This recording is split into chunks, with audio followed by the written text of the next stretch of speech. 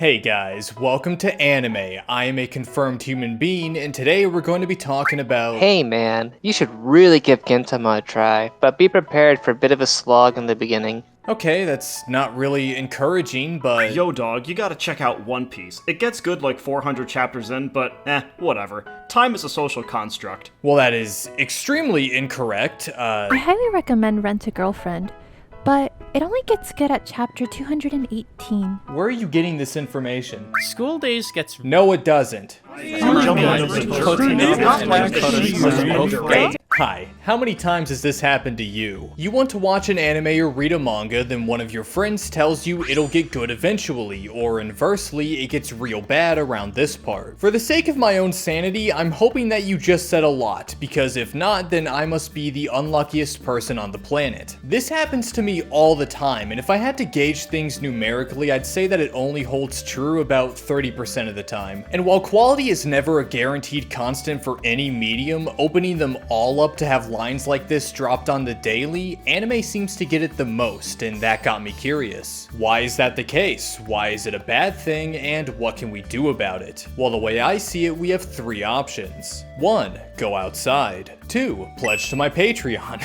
And 3, the only real solution, because we both know that nobody wants to do either of those, will be to have a discussion in the form of this video and figure it out together. How about we get the ball rolling with a hypothetical? Let's say, God forbid, you want to watch an anime, right? It's a pretty long one, but it came highly recommended from a friend. So fine, you resolve to take it slow, one episode at a time, you know, the journey is the destination and all that. But as you're hyping yourself up to do this mid-conversation, your buddy says something a little strange. Yeah, it takes about 20 episodes to really get started, so just endure it for now. Chances are whatever resolve you built up probably just cracked quite a bit, if not completely shattered. It doesn't matter how many shows you've seen before, if I heard that today it would still bother me. And I can only imagine what would have happened if my brother sat me down 3 years ago and said, okay, we're gonna watch this show called K-On! Season 1 is mediocre and Season 2 takes a while to get started, but man are you gonna love those last few episodes. If he went down that path, there is no way in hell I'd be making this video right now because I'd have completely written off anime before I even started. But thankfully, he had the sense to just say, this is my favorite show, let's watch it, and that was the end of it. This is probably because he himself was a victim of this trend a year or so prior. As I recall, one day at work, one of his co-workers tried to convince him to watch One Piece. And out of the several minutes of dialogue I'm sure they exchanged, I could tell only one sentence stuck with him, because it was the only one he felt the need to share with me when he got home.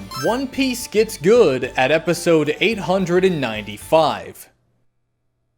Alright, let's play a quick game of 500 questions. First off, what does that even mean? Why did you stick it out that long without enjoying it? Are you insane? Also, what happened specifically 895 episodes in that finally makes it good? Like, what arc is that? Whole Cake? Can we get that pulled up real quick? It's fucking filler. It's the start of a 2-episode filler arc. This was so jarring to me that I messaged my brother and asked for clarification. Turns out I misremembered. My bad, and I'm sorry about that. What his coworker actually said was even more stupid. He recommended that my brother, my own flesh and blood, start One Piece at Marineford. What? For those who don't know, Marineford is like the halfway point of One Piece. It was the culmination of everything that was built up to that point, hundreds of chapters and years of storytelling, all paid off in full with this gigantic, awe-inspiring battle. And this guy said to start watching here.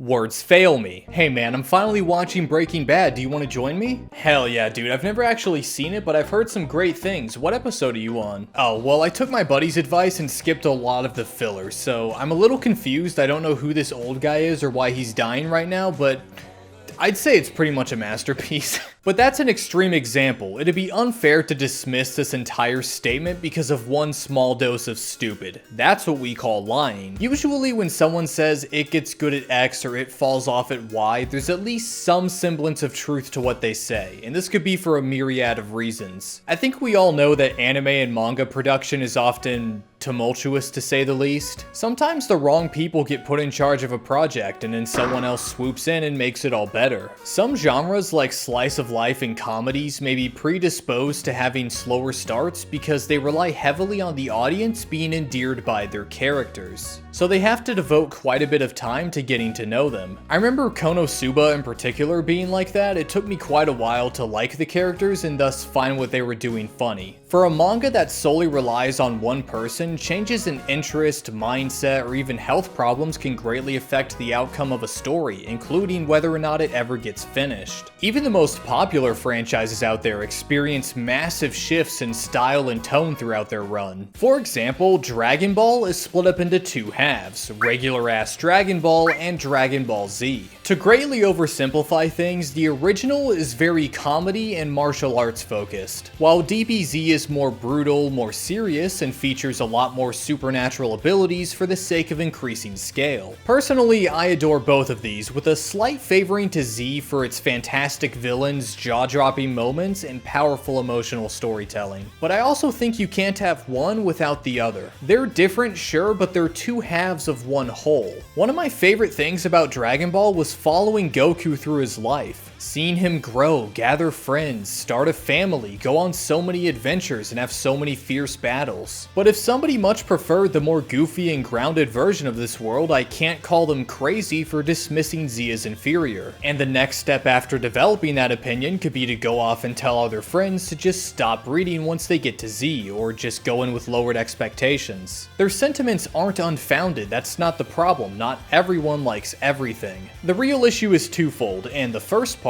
as shown by the One Piece example, is hyperbole. I think telling someone to just outright skip content or disregard it before they've even seen it is like the nuclear option. But unfortunately, this level of exaggeration is just how people talk about anime. If a person logged into Twitter or Mal or AniList looking to share their negative feelings about a show, chances are they won't politely and diplomatically express their opinions in a clear, well thought out, and respectful manner. No, they're gonna pretend like it just shot their fucking dog in front of them. This is in all caps. No, God, why? Why does it exist? Dragon Ball, in my eyes, is the biggest insult to the anime community entirely in general. Holy shit. It is clear that it is written for preschool kids. Dragon Ball is overrated. There is no story. Everything is bad, from music, art, character design, fighting scenes, villains, solutions, endings. These are the top 3 negative reviews on Mal, by the way.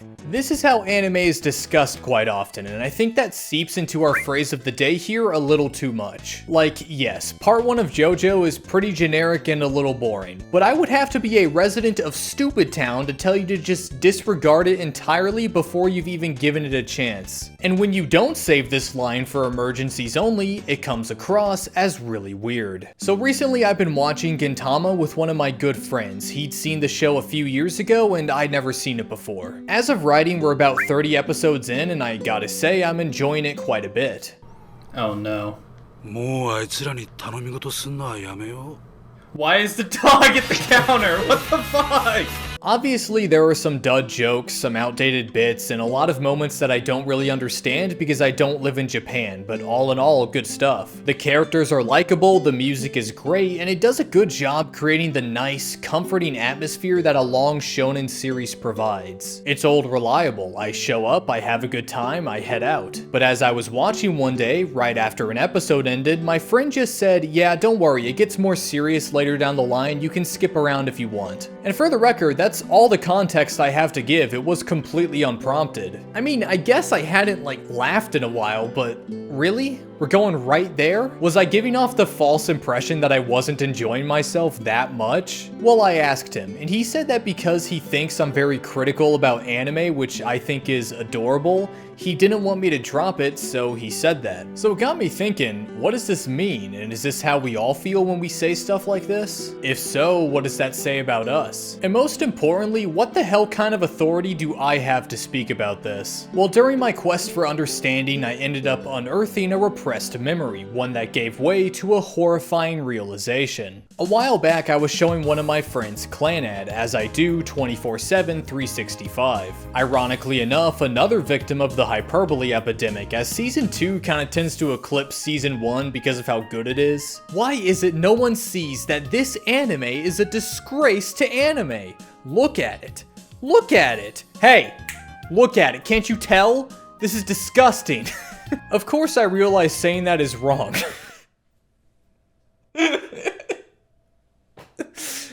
Never change anime user reviews.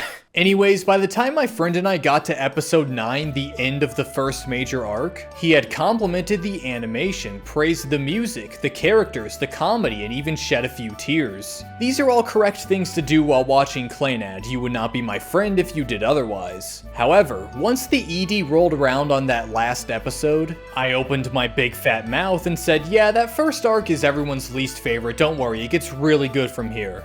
Oh my god, I'm one of them. How is that even possible? I know more than anyone how dumb it is to undercut the show like this when the person you're watching it with is clearly enjoying it, yet still This isn't even the first time I've done this. I've done it a lot, as I can recall. And if you guys are anything like me, I'm guessing you're the same. Guys, what the hell are we doing?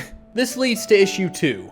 Poor timing. All of the examples I've given so far are bad, not only because they overemphasized a perceived problem, but also because they unnecessarily tampered with the expectations of the person on the receiving end. And this goes both ways too. As it's documented on this channel, I watched Bocchi the Rock after my friends told me it was the second coming of Christ. And when that first episode was just a 6 or a 7 out of 10 instead of a perfect 10, I dropped it. You know, a 7 out of 10 is not bad. It was just my preconceived notions that barred me from enjoying a show I would later go on to adore. And when I think about all the games, movies, shows, and books that I've shunned for not being perfect right out the gate, it's just... What have I done? So, what do we do about it? Well, since I know that I'm guilty of this too now, I think I can shed some light on why this happens and hopefully find a solution. First of all, you can't control what random people on the internet are going to say, that's always a given. But the good news is your friends will care a lot more about what you have to say as opposed to some random people online. So if we tweak our own behavior, things should get exponentially better. And unfortunately, this is the part of the video where I tell you you have to talk to people. Well, not talk, more so listen. Listening is badass. I love listening. Not only do you learn a lot from it, people like you more if you do it. It's like a cheat code for life, and I think it's the key to figuring out this whole thing. Because you see, like I said, while these statements are hyperbolic in nature, there is some semblance of truth to them. What we need to do is figure out when we're supposed to say them. As you can tell by the sheer number of examples I've given today, me, the people I know, and presumably you, are very bad at that. So listen to whatever your friend has to say about the show and respond accordingly, rather than just blurting something out. Another real example, let's say your sibling is starting to read Berserk. Do not immediately throw out, yeah, the Black Swordsman arc isn't very good, you gotta just wait until you get to Golden Age. Just recommend it. That's all. Then if they come to you after starting it saying, God, this sucks, it's just mindless violence and the characters are stupid, then you can say something to try and mitigate their disillusionment. If they still want to pass on the best manga ever written from there, then there's probably nothing you could have said to change their mind. And if you still don't believe me, tell me, what would you rather hear? Somebody telling you that they love something and want you to experience it too? Or somebody telling you that they love something and then they bring out this laundry list of flaws with it before you even get started? I can't actually tell what you chose, but let's pretend that I'm psychic for a second. That's what I thought. Ultimately, I think quotes like these come from a place of anxiety. We all know our favorite pieces of media aren't perfect, so when trying to get loved ones into them, we're scared that they'll be put off by their flaws. It's exactly what happened with my friend in Gintama. Thus, we try tempering their expectations so they don't go in expecting perfection like I did with Bocchi the Rock. But if making this video has taught me anything, it's that this shit doesn't help, so let's just stop doing it. Thank you for watching. These are the patrons. They're super cool. They probably don't say stuff like this, so we should all try and follow in their example, I'd say. In particular, Silent Secondary, Mr. Chocolate Salmon, and Volume Warning. Shrouded Sun! Also, sorry about the audio only, but I recently moved and I don't want to make my neighbors hate me. So, sorry about that, but that's what we're working with right now. But yeah, thank you all, and I'll see you guys next time.